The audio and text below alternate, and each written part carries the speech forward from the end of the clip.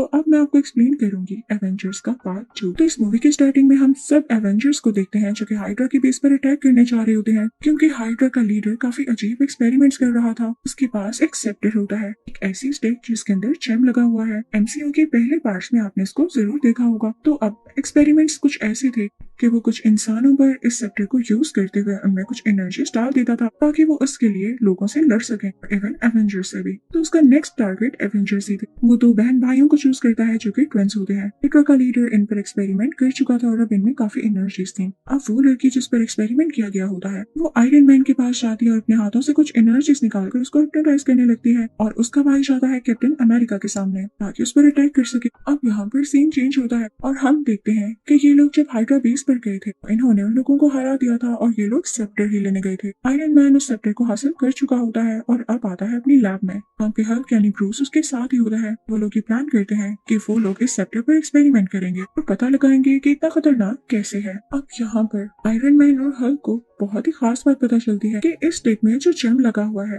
वो खुद सोच समझ सकता है, यानी उसमें सोचने की एबिलिटी है, यानी वो खुद ही पावर और एनर्जी जनरेट कर सकता है। तो आयरन मैन और हल्क फौरन से उसके इर्द गिर्द एक डिफेंस लेयर बनाते हैं ताकि वो वहाँ की चीजों को स्कैन न कर सके और ना ही कुछ डैमेज दे सके। लेकिन उन लोगों का ये प्लान फेल हो जाता है क्योंकि ये एनर्जी पहले ही बाकी इलेक्ट्रॉनिक्स तक पहुंच चुकी थी और उन्हें स्कैन करने लगती है।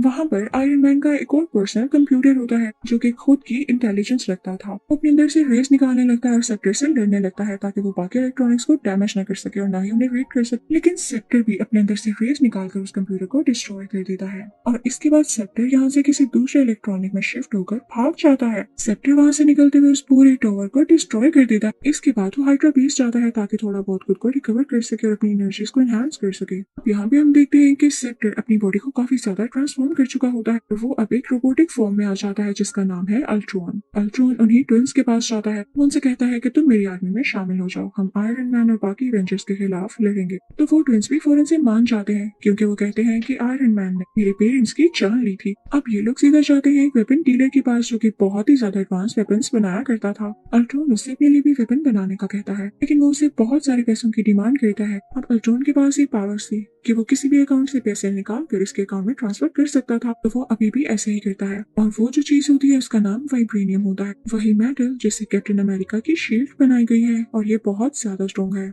अब ये दोनों ट्विंस पहुंच जाते हैं एवेंजर्स के पास क्योंकि अब ये दोनों काफी ज्यादा स्ट्रॉन्ग थे और इनमें टेलीकाइनेटिक पावर्स भी थी जिनसे ये दूसरे लोगों के माइंड को कंट्रोल कर सकते थे। तो ये जाकर हल्क के माइंड को कंट्रोल कर लेते हैं और उसमें ये फीड कर देते हैं कि तुम्हें तुम्हारी अपनी टीम ही मारना चाहती है। तो वो गुस्से में आ जाता है और इनसिक्योर भी फील करने लगता है, तो वो अपनी ही टीम को खत्म करने के लिए आगे बढ़ता है। अब हल्क क्योंकि बहुत ज्यादा पावरफुल था तो आयरन मैन भी अपना नया सूट पहन आता है जो कि उसने पहले से तैयार कर रखा था और ये सिर्फ और सिर्फ हल्क को कंट्रोल करने के लिए था क्योंकि उसने सब कुछ फोर्स से कर लिया था, यानी वो पहले से जान चुका था कि हल्क एक न एक दिन ऐसा जरूर करेगा क्योंकि उसके दिमाग में ये चीज फीड कर दी जाएगी। अब यहाँ पर उन दोनों में काफी हैवी फाइट स्टार्ट होती है। हल्क यहाँ पर एक गाड़ी उठाकर आयरन मैन की तरफ फेंकता है जो कि सीधा उसे हिट करती है। आयरन मैन पीछे की तरफ गिरता है और फौरन से आगे बढ़ता है और हल्क को उठाते हुए दूसरी तरफ फेंकता है। लेकिन हल्क क्योंकि बहुत ज्यादा गुस्से वाला था तो वो एक रोड लेकर आयरन मैन के बाजू के आर पार कर देता है जिससे उसका सूट डैमेज हो जाता है। उसका हाथ टूटकर नीचे गिर जाता है। लेकिन तभी आयरन मैन सैटेलाइट को एक सिग्नल देता है तो उसका नया हाथ वहाँ से आ जाता है और उसके साथ जुड़ जाता है और अब उसके हाथों से फायर निकलने लगती है और वो सीधा हल्क की तरफ फेंकने लगता है।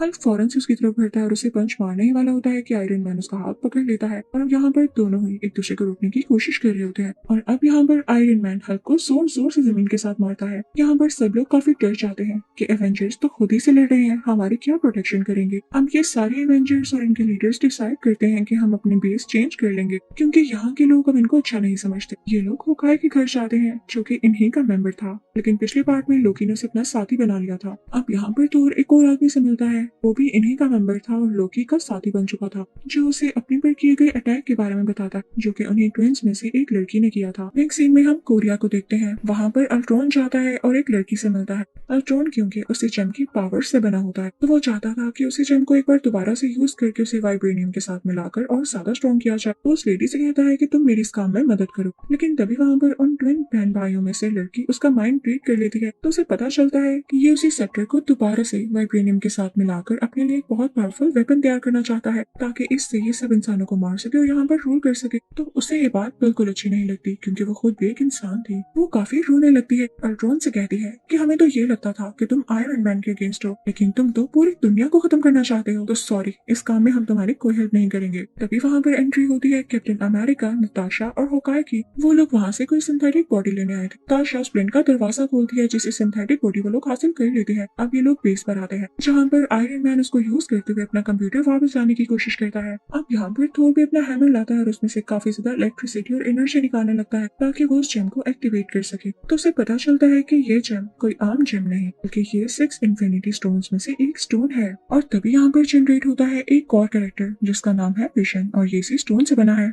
अब फोटोन और ट्विंस भी एवेंजर्स के साथ मिल चुके होते हैं क्योंकि वो ह्यूमैनिटी को बचाना चाहते थे, क्योंकि वो ये नहीं चाहते थे कि बाकी लोग भी इसी तरह मारे जाए जैसे उनके पेरेंट्स मारे गए। अब ये लोग सारे मिलके अल्ट्रॉन के उसी बेस पर जाते हैं जो कि उसने वाइब्रेनियम से कुछ ही देर पहले प्रोड्यूस की है ताकि वहाँ पर जाकर ये लोग उसे डिस्ट्रॉय कर सके। अब उधर अल्ट्रॉन ये चाहता था कि जहाँ पर उसकी बेस है वो सिटी को आसमान में उठा ले और फिर उसके बाद उसे पूरी दुनिया पर जोर से मारे ताकि वहाँ पर ब्लास्ट हो और सारी ह्यूमैनिटी डिस्ट्रॉय हो जाए। उसके बाद ये खुद यहाँ पर रूल कर सके और हर चीज नई तरीके से बना सके। लेकिन एवेंजर्स को इस बात का पता पहले से ही चल जाता है। वो सब रेडी होकर वहाँ पर पहुंच जाते हैं, लेकिन जैसे वहाँ पर ये लोग पहुंचते हैं तो अल्ट्रॉन की आर्मी इन पर अटैक करने लगती है। ये लोग उनको रोकने की कोशिश करते हैं, लेकिन तभी वहाँ पर निक फ्यूरी आ जाते हैं जो उन पर फायरिंग शुरू कर देते हैं। इस लड़ाई में उन ट्विन बहन भाइयों में से उस भाई की जान चली जाती है। इसकी वजह से उसकी बहन को बहुत ज्यादा दुख होता है और वो रोने लगती है और ये डिसाइड करती है कि वो अल्ट्रॉन को मार डालेगी और उसे खत्म ही कर देगी। वो लड़की अल्ट्रॉन के पास जाती है, अपनी पावर्स का यूज करते हुए उसका दिल उसकी चेस्ट से बाहर निकाल लेती, जैसे उसने किसी फोर्स और अट्रैक्शन का यूज किया हो। उसमें इतनी पावर्स जो थी।